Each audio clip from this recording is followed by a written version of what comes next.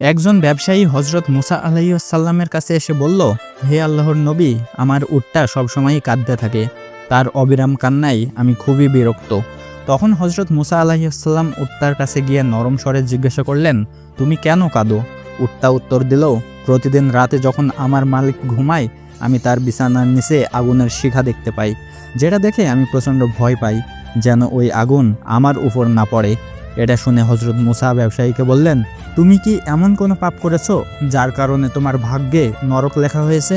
ব্যবসায়ী কিছুক্ষণ চুপ করে রইল, তারপর চোখ নামিয়ে বলল, আমার অনেক বড় পাপ করা হয়েছে। আমি আমার ভাইকে হত্যা করেছি যাতে তার সম্পত্তি দখল করতে পারি। আমাকে বাঁচিয়ে দিন। হযরত মুসা আলাইহিসসালাম রেগে গিয়ে বললেন, তুমি অনেক বড় অন্যায় করেছো। যদি সত্যি সত্যি তুমি মন থেকে তওবা করতে চাও, তাহলে তাড়াতাড়ি আল্লাহর কাছে ক্ষমা চাইবে। আর যে সম্পত্তি অন্যায়ভাবে হাতিয়ে নিয়েছো, সেটা তার উত্তরাধিকারীদেরকে ফেরত দাও। ব্যবসায়ী মন থেকে তওবা করল এবং তার সব সম্পত্তি তার ভাইপোদের হাতে তুলে দিল। ভাইপোরাও আল্লাহর খুশির জন্য তাদের বাবার খুনিকে মাফ করে দিল। এরপর উট কখনোই আর মালিকের বিছানার নিচে আগুনের শিখা দেখেনি, আর সে কখনো কাঁদেওনি।